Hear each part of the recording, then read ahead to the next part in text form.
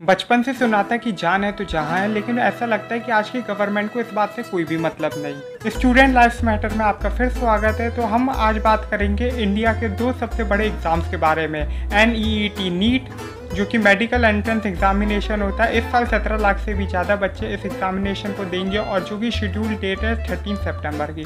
और दूसरा सबसे बड़ा एग्जामिनेशन जिसकी हम बात करेंगे वो है JEE, जो कि इंजीनियरिंग एंट्रेंस एग्जामिनेशन होता है, जो कि शेड्यूल है 1 to 6 सितंबर था और जिसे 11 लाख से भी ज़्यादा बच्चे इस बार देंगे। अगर हम बात करें तो total 28 lakh student lifes matter. Corona virus के चलते हुए लाखों बच्चों और उनके पेरेंट्स ने अपनी बात कही एग्जाम्स को पोस्टपोन कर दिया जाए, लेकिन ऐसा लगता है कि गवर्नमेंट को उनकी बात से कोई मतलब नहीं है, सुप्रीम कोर्ट को उनकी बात से कोई मतलब है। लेकिन रियलिटी ये लोग पोस्टपोन करने के लिए कह रहे हैं, एग्जाम को कैंसिल करने के लिए नहीं, क्योंकि ये अच्छी तरह जानते हैं कि एक स्टूडेंट कितनी मेहनत करता है। पहले एक स्टूडेंट लाखों रुपए दे के एक कोचिंग में एडमिशन लेता और 2 साल मिनिमम अपनी तैयारी करता है और उसके बाद वो सबसे एक्सपेंसिव चीज़ अपना टाइम स्पेंड करता है। एक एवरेज क्वालिफाइड स्टूडेंट जो है वो 2 से 8 साल 12 hours of study per day करता है अपनी as a preparation for this examination. Government का कहना है कि कोरोना तो चलता रहेगा, the show must go on, इसलिए सुप्रीम कोर्ट ने भी इस टॉपिक पे 5 मिनट की हियरिंग के लिए भी इंटरेस्ट नहीं लिया,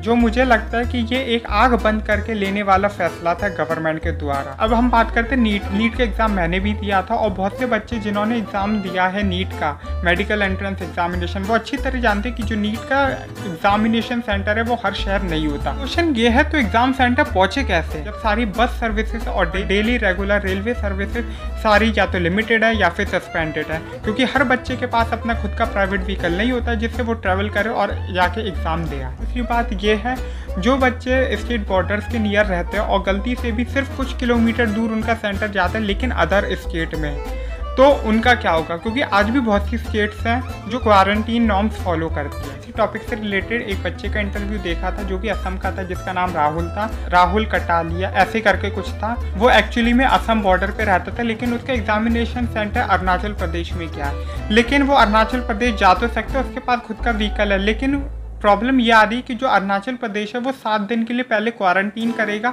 उसके बाद ही वो एग्जामिनेशन दे सकता है। तो 7 दिन सोचिए, एग्जामिनेशन से पहले भी वो अगर पहुंच गया फिर भी उसकी जो पढ़ाई होगी वो पूरी डिस्टर्बेंस होगी और एक ब्रेन पे लोड पड़ेगा। गवर्नमेंट के ये डिसीजन मुझे ऐसा लगता है कि ये एक तरीके का डाइवर्सन क्रिएट करेगा रिच और पुअर के बीच, जिसमें रिच के लिए तो ईजी होगा क्योंकि उसके पास प्राइवेट व्हीकल है और वो कहीं पे भी पहुंच सकता है अपनी जुगाड़ लगा के, लेकिन उस बंदे का क्या जो आज भी पब्लिक कन्वेंस पे डिपेंडेंट है। अब बात करते हैं सोशल डिस्टेंसिंग की। एक एग्जाम्पल लेते हैं यूएसए का। यूएसए में हाल ही में स्कूल खोले गए, लेकिन ये भी देखा गया कि फ्यू पीरियड ऑफ टाइम के बाद 95,000 स्टूडेंट्स एकदम से कोरोना पॉजिटिव आ गए, एकदम से उछाल मारा कोरोना के केसेस में। लेकिन ऐसा इंडिया में हो सकता है क्या?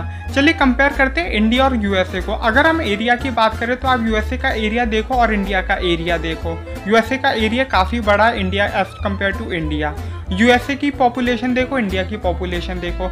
USA is sparsely populated and India is densely populated. और जो सबसे बड़ा रीज़न है जो हम नेग्लिजिबल मानते हैं, लेकिन ये एक सबसे बड़ा रीज़न हो सकता है, वो ये है कि यूएसए में majority of the people lives in the nuclear family. India की बात करें तो majority of the population lives in the joint families, जहाँ पे आपके दादा दादी और नाना नानी भी रहते हैं। अब क्वेश्चन ये है कि जब 28 लाख स्टूडेंट्स जो है अपने अपने एग्जाम देने जाएंगे, एग्जामिनेशन सेंटर्स पे मिलेंगे और गलती से भी एक कोरोना पॉजिटिव आ गया या फिर एक ऐसा बच्चा आ गया जो कैरियर है या फिर जिसका माइल्ड केस है जो कि डिटेक्ट नहीं हो पाया, बाकी बच्चों में भी ट्रांसमिट होगा और कोई एक ऐसा स्टूडेंट अपने घर लौटेगा, वापस अपनी जॉइंट फैमिलीज में लौटेगा, अगर उसके ग्रैंड पेरेंट डिजीज है तो उनके लिए ये खतरे का काम करेगा। अब बहुत से लोग अगर ये कहेंगे कि एग्जाम देते वक्त हम पूरे ख्याल रखेंगे, हम सोशल डिस्टेंसिंग मेंटेन करेंगे, ग्लव्स पहन के जाएंगे, मास्क लगाएंगे, सैनिटाइजर का यूज़ करेंगे, तो मैं आपको सिर्फ इतना ही बताना चाहूँगा कि हाल ही में केरला में एक एग्ज़ाम हुआ, एक एग्ज़ाम कर्नाटका में हुआ और एक यूपी में एग्ज़ाम हुआ,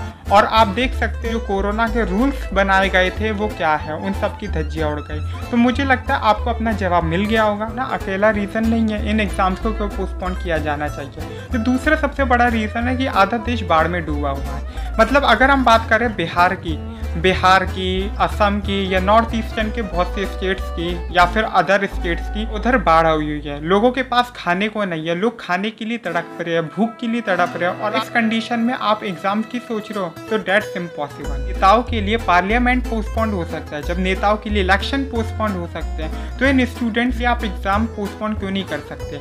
ये स्टूडेंट पोस्टपोन के लिए तो मांग रहे हैं, कैंसिल के लिए तो नहीं मांग रहे, क्योंकि ये इन्होंने मेहनत की है, इन्होंने तैयारी की है, इसलिए ये कह रहे हैं बस पोस्टपोन करो, कैंसिल मत करो। लेकिन ये मंत्री तभी सुनेंगे जब इन्हें धमकाया जाएगा इन्हीं की भाषा से। अगर 28 लाख स्टूडेंट्स ट्विटर पे या अदर सोशल मीडिया प्लेटफॉर्म्स पे ये डालना शुरू कर दे कि हाँ अगली बार अगले इलेक्शन में हम आपको वोट नहीं करेंगे, बिल्कुल भी वोट नहीं करेंगे, तभी ये आपकी सुनेंगे। अब बहुत से लोग ये कहेंगे अगर एग्जाम पोस्टपोन करते तो कब तक करेंगे।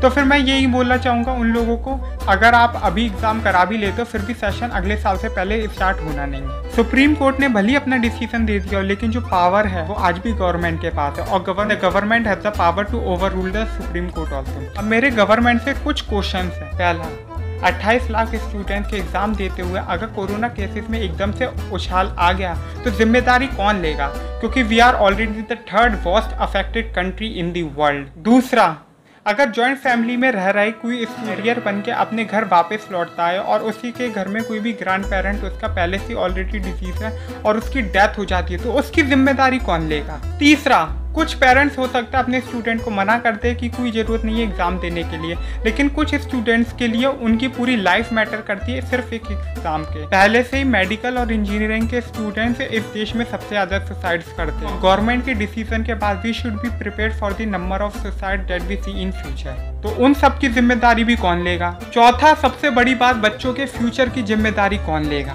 पांचवा और लास्ट, देश के फ्यूचर की जिम्मेदारी कौन लेगा, क्योंकि ये बच्चे आने वाले हमारे फ्यूचर इंजीनियर्स और डॉक्टर्स हैं। Because student lives matter and जय हिंद।